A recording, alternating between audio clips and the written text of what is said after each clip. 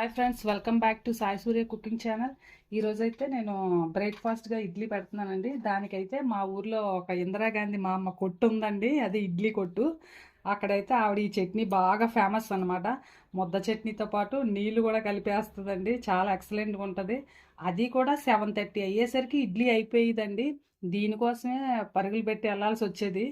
మనమైతే నార్మల్గా శనగపలుకులు, ఏపించెనగపప్పు, అదేనండి పల్లీలు, పుట్నాలు, ఆ చట్నీలు అవి మనం రెగ్యులర్గా చేసుకుంటుంటాం. టమాటో చట్నీ, ఉల్లి చట్నీ, అలాగే బొంబాయి చట్నీ.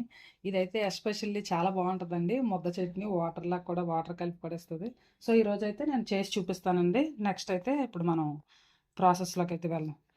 ఇడ్లీ రేకులకి కొంచెం ఆయిల్ అప్లై చేసుకుంటే చాలా నీట్గా వస్తాయండి. లేదు అనుకున్న అప్లై చేసుకోకపోయినా కూడా పర్వాలేదండి. కానీ ఆయిల్ అయితే రాసుకుంటే మనం వేడిగా ఉన్నప్పుడే తీసేస్తే అతుక్కోకుండా అంటుకోకుండా బాగా వచ్చేస్తాయండి. ఈ ఆయిల్ అది అప్లై చేసుకోవడం అంటే పెద్ద టైం పడుతుందని డైరెక్ట్గా కూడా వేసుకోవచ్చండి. నేనైతే ఆయిల్ రాసి కొద్దిగా ఇడ్లీ పెడతాను. ఓకేనండి, ఆయిల్ రాసుకున్నాం కదా. ఇప్పుడు మనం ఇడ్లీ పిండిలో కొద్దిగా ఉప్పు వేసుకొని కలుపుకొని రేకుల పైన వేసుకుందాం.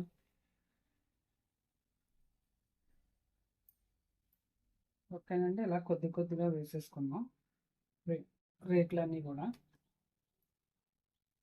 ఇడ్లీ ప్లేట్స్. ఇడ్లీ అంటే నాకు చాలా ఇష్టం అండి. అంటే స్టీమ్ చాలా మందికి అయితే, మా పిల్లలకైతే ఎస్పెషల్లీ మా చిన్నమ్మాయికి అస్సలు ఇష్టం ఉండదు. నాకైతే మాత్రం చాలా ఇష్టం అండి ఇడ్లీ. టిఫిన్స్లో ది బెస్ట్ ఫుడ్ అంటే నాకు ఇడ్లీ, పెసరట్టు, ఈ రెండు బాగా ఇష్టం అనమాట. సో ఓకేనండి, అన్నీ ఇలా వేసేసుకున్నాం. ఒక గ్లాస్ అంత వాటర్ పోసుకున్నామండి. ఇది మాత్రం ఒక గ్లాస్, పెద్ద గ్లాస్ అంత వాటర్ పోసుకుంటే మనకి ఇడ్లీ స్టీమ్ అయిపోద్దండి, రెడీ అయిపోద్ది. దీన్ని ఇప్పుడు స్టవ్ వెలిగించి స్టవ్ పైన పెట్టుకున్నాం. ఓకేనండి, స్టవ్ వెలిగించి స్టవ్ పైన పెట్టుకున్నా. ఒక మనం విజిల్ వస్తుంది కదా, 10-15 నిమిషాల పాటు అయితే మనకి ఇడ్లీ రెడీ అయిపోద్దండి. ఈలోగా చట్నీ కూడా చేసుకుందాం. ఓకేనండి, స్టవ్ వెలిగించుకొని ఒక కళాయి పెట్టుకున్నాం కదా. ఇప్పుడు కొద్దిగా ఆయిల్ వేసుకొని శనగపప్పు అది వేయించేసుకోండి. కొద్దిగా సరిపోతుందండి, ఎక్కువ అవసరం లేదు. మనం దీన్ని పోపు పెట్టుకుందాం. చట్నీని పోపు వేసుకుందాం. కొద్దిగా జీలకర్ర,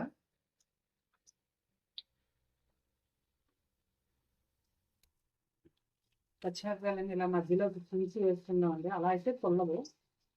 కొద్దిగా తెచ్చి కారంగా ఉంటేనే బాగుంటుందండి. దీన్ని ఎండుమిరపకాయలతో కూడా చేసుకోవచ్చండి, ఇది చాలా బాగుంటుంది. అలాగే శనగపప్పు కూడా వేసి వేయించుకుందాం కొద్దిగా.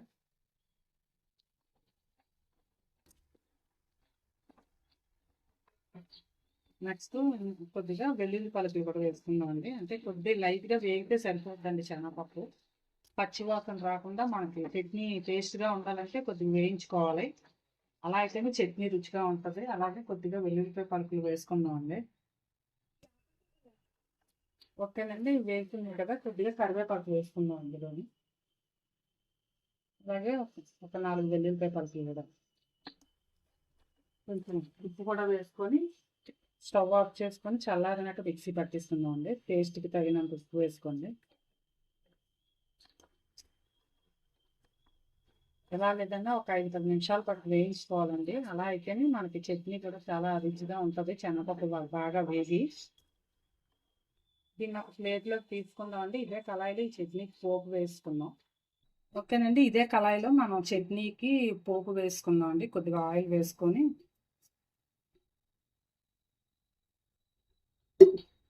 ఆయిల్ హీట్ ఎక్కాక కొద్దిగా మినప్పప్పు,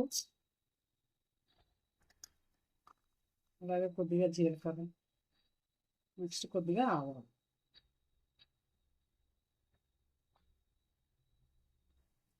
అలాగే కొన్ని వెల్లుల్లిపాయ పలుకులండి, ఎండుమిర్చి,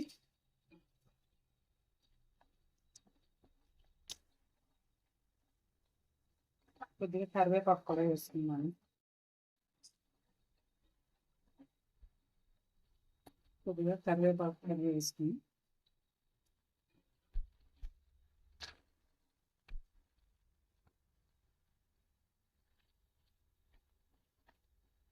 పోపు అంతా కూడా మనం చట్నీలో వేసుకున్నామండి.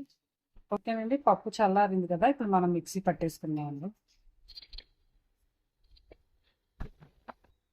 ఓకేనండి, చట్నీ రెడీ అయిపోయింది కదా. ఇప్పుడు మనం దీంట్లోకి ముందు పెట్టుకున్న పోపు వేసుకుందాం.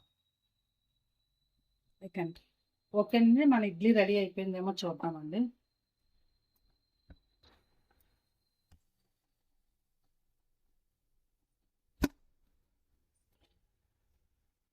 సో అతుక్కోవట్లేదు కాబట్టి మన ఇడ్లీ రెడీ అయిపోయిందండి, తీసేసుకుందాం. ఓకేనండి, మన చట్నీ రెడీ అయిపోయింది. ఇక ఇలా కొంచెం వాటర్ పోసుకుంటే ఇలా నీళ్ళలాగా ఇది పల్చగా ఉంటేనే చాలా టేస్ట్గా ఉంటుందండి ఇడ్లీ తినడానికి.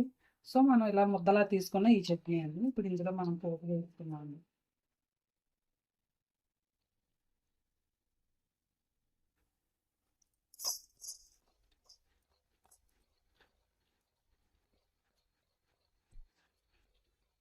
ఫైనల్గా బాగా మా ఇందిరాగాంధీ మామ, మా ఊర్లో ఇందిరాగాంధీ మామ బాగా ఫేమస్ అండి ఈ చట్నీకే.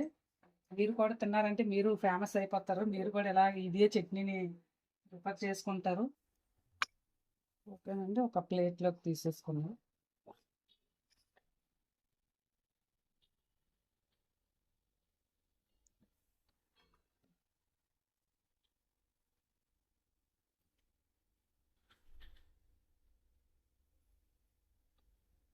ఓకేనండి, పచ్చెనపప్పు చట్నీ రెడీ అయిపోయిందండి ఇడ్లీతో. చాలా స్మూత్గా స్పాంజీగా ఇడ్లీలు కూడా చాలా బాగా వచ్చాయండి. మీరు కూడా ట్రై చేయండి. ట్రై చేసి టేస్ట్ చేసి మీ ఫ్రెండ్స్కి కూడా షేర్ చేయండి. నచ్చితే కనుక ఒక కామెంట్ కూడా పెట్టండి. Please like and subscribe my channel. Bye friends, మళ్ళీ నెక్స్ట్ వీడియోలో ఇంకో వంటతో కలుద్దాం.